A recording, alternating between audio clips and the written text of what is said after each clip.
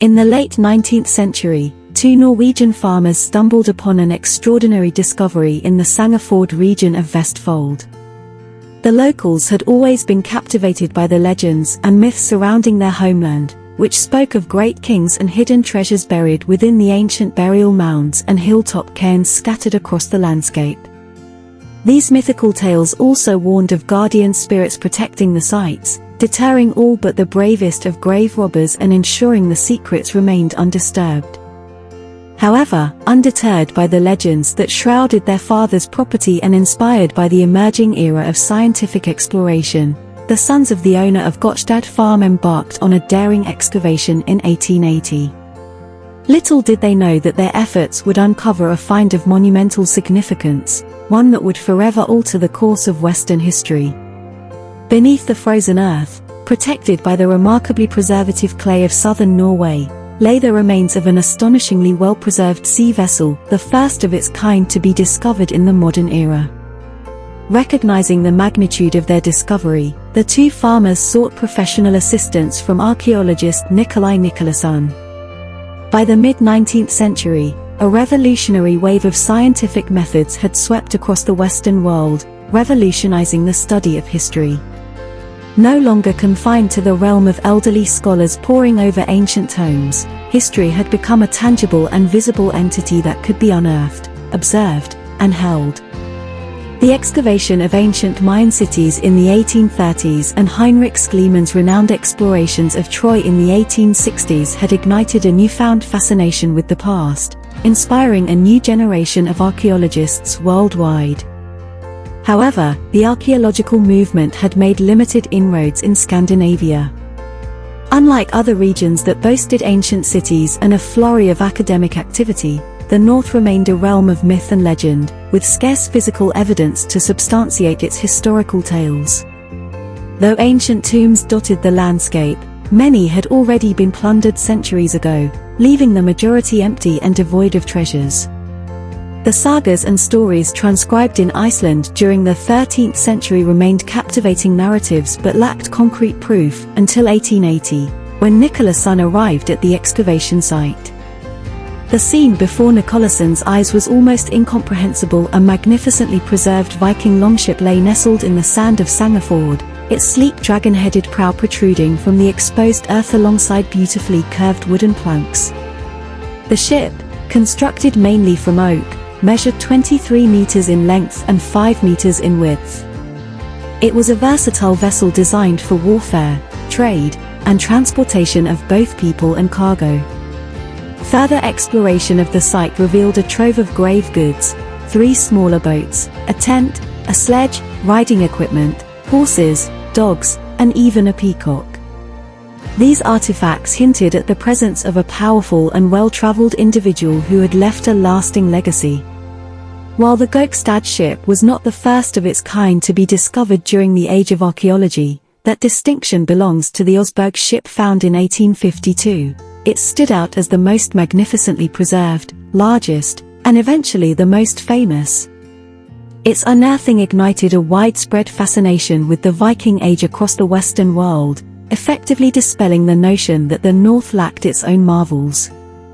In 1892, a replica of the Gokstad ship was created, successfully sailing to North America and being showcased at the Chicago World Fair. The vessel's profound impact on the public imagination inspired generations of researchers to delve into the rich history of Scandinavia and the Germanic peoples. The hunt was on to find similar ships, heralding a new era of exploration. The Gokstad ship represented the culmination of thousands of years of technological innovation, artistic expression, and unique cultural identity. While its exhibition at the Chicago World Fair reminded the world of Leif Erikson's pre-Columbian discovery of America, the ship's basic design bore resemblance to vessels used by Eriksson's ancient ancestors, crafted meticulously from specially chosen trees using the finest axes. Its clinker-built construction, with overlapping planks and secured with nails, had been refined over millennia. This technique ensured not only buoyancy but also protection against the harsh elements of the open ocean. The ship boasted a shallow draft, allowing it to navigate both seas and rivers with ease. Its sail could be lowered to pass under low bridges or during times of conflict. For the Scandinavians, these ships were more than mere wooden nails. They were enchanted creatures, mythical sea beasts adorned with intricately carved faces, carrying them to distant lands. The ships represented their greatest military advantage over other European powers and stood as the result of thousands of years of adaptation and evolution by a seafaring people. As time progressed, various ship types emerged, serving different purposes. The multi-purpose vessels of the 9th century, like the Gokstad ship, eventually gave way to specialized merchant craft capable of traversing the globe and imposing Draka warships befitting kings. Simpler vessels were also constructed for peasant armies. Over time, the Draka or dragon ships, as they were known, grew to immense proportions, capable of carrying hundreds of men into battle. These formidable vessels had fortified armored hulls, exemplified by Jarl Erik Hakonsson's Ironbeard, which struck fear into the hearts of their enemies. Other notable dragon ships included Olaf Tryggvason's Long Serpent and Harald Hardrada's Great Dragon, both of which towered over smaller vessels. These dragon ships played a pivotal role in the conquest of England, first under Canute and later under William the Conqueror. However, the origins of these remarkable vessels can be traced back thousands of years, necessitating a journey 10,000 years into the past. Viking longships did not emerge fully formed, rather, they were the result of a long evolution driven by societal progressions and technological innovations spanning millennia. Unfortunately, written sources documenting this epic 10,000-year prehistoric period in Scandinavia are exceptionally rare.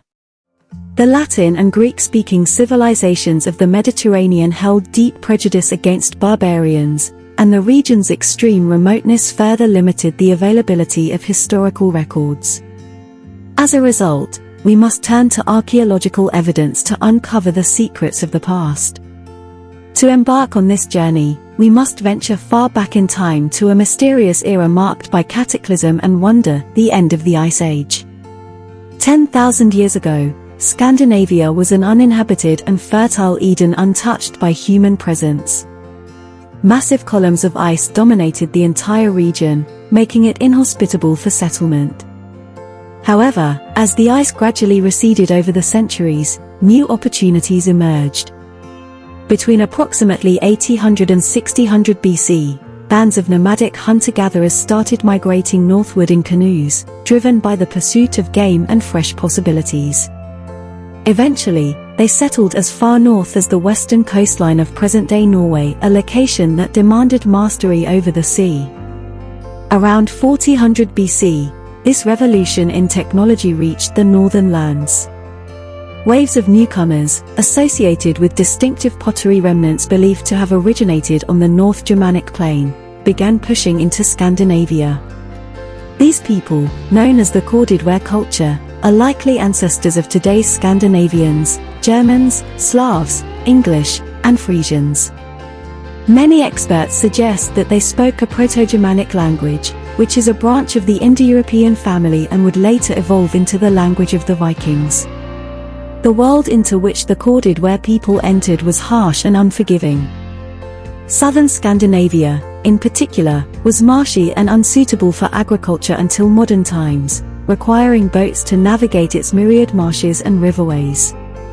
Southern Denmark served as a sparsely populated natural buffer zone until the 19th century, with farming communities forming further north and on the Danish islands.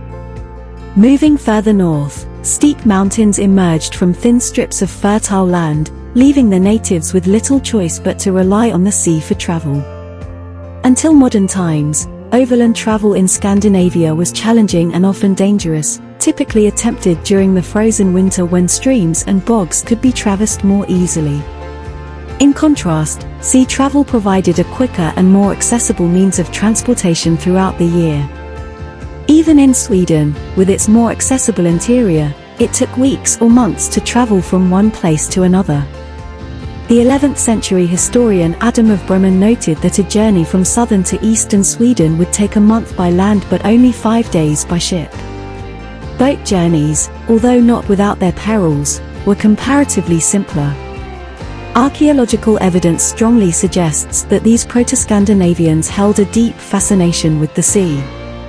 This maritime obsession would persist for thousands of years and remain the primary mode of transport in many areas until the 20th century, with the advent of cars. The vessels they used to brave the seas resembled the Arctic umiak still employed in the far north of countries like Canada and Greenland. Depictions of boats in rock art can be found throughout the region, wherever people resided. Eventually, two distinct types of boats emerged: skin boats, featuring a wooden shell covered in animal skin, and log boats, which were simply hollowed-out trunks of wood. Elements of both boat types would contribute to the boat-building tradition of the North. Around 2700 BC, Scandinavia experienced an unusually warm climate period, comparable to present-day central Germany. This climatic shift allowed for a relatively dense population and favorable farming conditions. There is even evidence to suggest that grapes were grown in Scandinavia during this time. The resulting increase in population led ambitious individuals to look beyond their homelands for opportunities. Coincidentally, opportunities arose from the south, originating from the same region where agriculture had first emerged thousands of years earlier, a region now characterized by a remarkable network of city-building civilizations and the first-ever world economic system, known as the Bronze Age. By 1800 BC, the arrival of imported bronze, an alloy of tin and copper, marked a significant turning point in culture and society. Bronze artifacts, such as swords and status symbols like the Trundholm chariot from Denmark, appeared in the archaeological record. This influx of bronze, along with amber, a unique Baltic commodity found in the rest of Europe, suggested the existence of a vast intercontinental trade network, the world's first of its kind. The Bronze Age coincided with the rise of aristocratic elites, who likely amassed wealth through amber trade, solidifying their power and passing down their fortunes to future generations. During this era, the burial mounds of these rulers, containing immense grave goods, became prominent features in the landscape. Gold, often associated with the sun, symbolized the wealth and potential precursor religious beliefs of the Nordic Bronze Age. The advent of the Bronze Age brought about a thriving trade network and expansion for the northern world. The accumulation of wealth ushered in monumental changes, including the next stage of maritime development. By 1500 BC, it is believed that these aristocratic elites voyaged far and wide, engaging in regular trading expeditions or even raids to regions like Britain, Ireland, and possibly even France, Spain, and the Mediterranean. The Nordic Bronze Age left behind an abundance of archaeological evidence, showcasing impressive Bronze Age art in Scandinavia, surpassed only by the civilizations of Mycenae in Greece. Rock carvings throughout Denmark, Sweden, and Norway feature boats, swords, and chariots, a testament to the maritime and cultural significance of the Indo-European descendants in the region. During ancient times, the increase in long-distance trade played a crucial role in the development of hierarchical societies. It enabled leaders to monopolize the distribution of valuable goods such as bronze, thus elevating their own status over the course of centuries. Although no physical evidence of actual ships from that era has been found, there are numerous ritualistic ship-like structures scattered throughout the region. These stone circles served a similar purpose and were prevalent in various locations.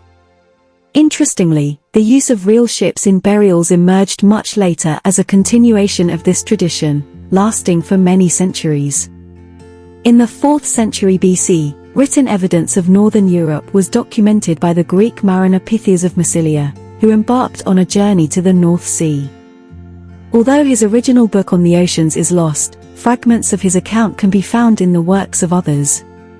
Pytheas' expedition confirmed the Baltic origins of amber, which had been a subject of debate. The exact details of Pytheas' travels and interactions with the locals remain unclear, but he briefly described the inhabitants of the Baltic region, mentioning their preference for ale and mead and offering insights into their farming methods. By the 4th century, the all-powerful elites of the Bronze Age had collapsed in northern Europe, giving rise to numerous smaller regional powers. In 1921, an astounding discovery was made on the Danish island of Ols. In a marshy bog known as Short Spring, a near-complete Late Bronze Age and Early Iron Age war canoe was found. Remarkably, the canoe closely resembled the depictions of such vessels in the stone art petroglyphs from the Bronze Age, suggesting that these depictions were not merely symbolic but represented real ships. What was truly astonishing was that the Short Spring boat, similar to the Gokstad ship 1,500 years later, was clinker-built, combining the log and skin boat traditions into a magnificent creation. This marked the origins of the first longships, which can be traced back to the construction of the Danish Short Spring boat between 500 and 300 BC. With a length of around 17 meters and a width of 1.8 meters, the boat could accommodate a crew of approximately 20 men. It appears that the vessel was deliberately sacrificed to the bog as an offering, perhaps following an unsuccessful invasion of the island. Along with the boat, an array of weapons belonging to over 100 men was discovered, including iron-tipped spears, bone-tipped spears, iron swords, shields, and coats of mail, suggesting the presence of at least 4 vessels and a small army. This event marked the end of the Bronze Age and the dawn of a new era. The subsequent boat discovered was 700 years later, belonging to a period heavily influenced by the Roman world to the south, known as the Age of Migrations. The Vikings were not the first Scandinavians to venture out from their homelands in search of new opportunities. They followed a long line of adventurers, refugees, and migrants who sought a fresh start. As early as 650 BC, migrations likely occurred following the collapse of the Bronze Age aristocracy and due to changing climatic conditions, leading to food shortages. However, around 500 BC, a revolutionary democratizing technology emerged, originating from an unlikely source: bog iron. This accessible and durable ore, naturally found in bogs and marshes across Scandinavia, provided regional warlords with self-sufficiency in metal production, leading to the decline of the long-distance trade systems that had once sustained the Bronze Age elites. Consequently, their status and power crumbled, and chaos and warfare ensued for several centuries. Amidst this context, the Nidum ship was discovered in Denmark, dating to around 350 AD. This ship, a direct predecessor to the Viking Longships, had a length of approximately 21 meters, accommodating around 40 men. Unlike the previous Short Spring boat, the Nidum ship was constructed using the more advanced technique of carvel planking, which involved the use of overlapping planks, producing a sleeker vessel. Its design and construction techniques provide valuable insights into the transitional period between the earlier clinker-built ships and the fully developed longships of the Viking Age. To summarize, the development of ancient seafaring in Northern Europe can be traced back to the Late Bronze Age, when trade networks and hierarchical societies began to emerge. The symbolic ship-like stone structures found throughout the region were later followed by actual ship burials. The Danish Short Spring boat, discovered in a bog, marked the origins of the first longships and the end of the Bronze Age. Subsequently, the Nidum ship demonstrated the evolving construction techniques that eventually led to the fully developed Viking longships. These maritime advancements were influenced by various factors, including trade, migrations, changes in political structures, and technological developments.